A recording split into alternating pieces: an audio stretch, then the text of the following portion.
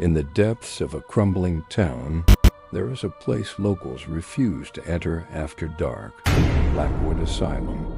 For over a century, its walls have absorbed the screams, the cries and the final breaths of those who entered and never came back out. Tonight, we step inside.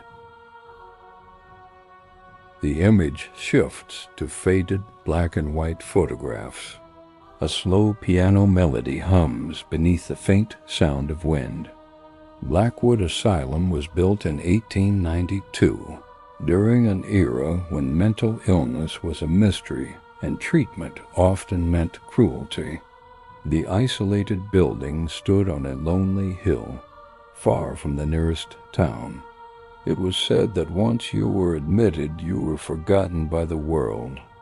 The asylum's founder, Dr. Elias Hawthorne, promised to cure the incurable, but his methods were as twisted as the corridors of his institution. Ice baths that left patients shivering for hours, restraint chairs that cut into the skin, and something he called the silence room, a soundproof chamber where patients were left alone for days, sometimes weeks. A dull thud echoes, followed by muffled banging.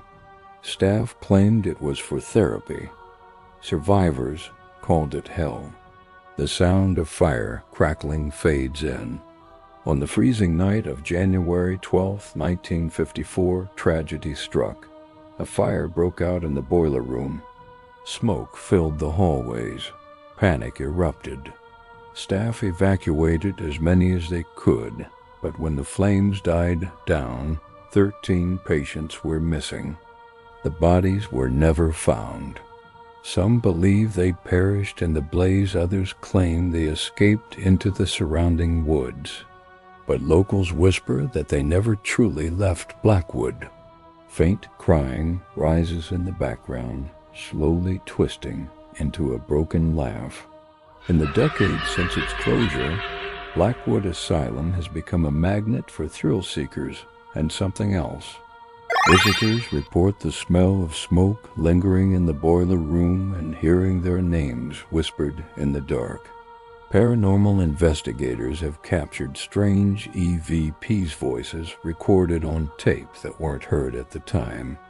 One teen swore they saw a man in a hospital gown standing in the corner, but when they turned their cameras, he was gone. Others speak of a woman in white who roams the third floor. Her face is hidden, her lips move silently. If you try to get closer, she fades right into the wall. Footsteps echo on stone. Then suddenly silence. Perhaps the most feared place in Blackwood is still the silence room. It sits at the end of a locked corridor, behind a door so warped it barely closes. Inside, no sound carries, not even your own voice. Those who enter speak of suffocating dread of seeing shapes moving inches from their faces in the pitch black.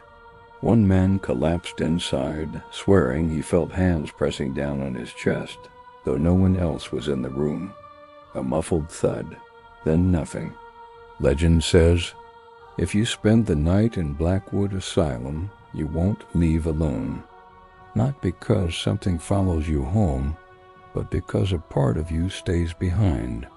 And if you ever hear a whisper in the dead of night calling your name, ask yourself, is it just the wind? Or is it Blackwood reminding you that it remembers you? The asylum fades into view under pale moonlight. A shadow moves in one of the windows,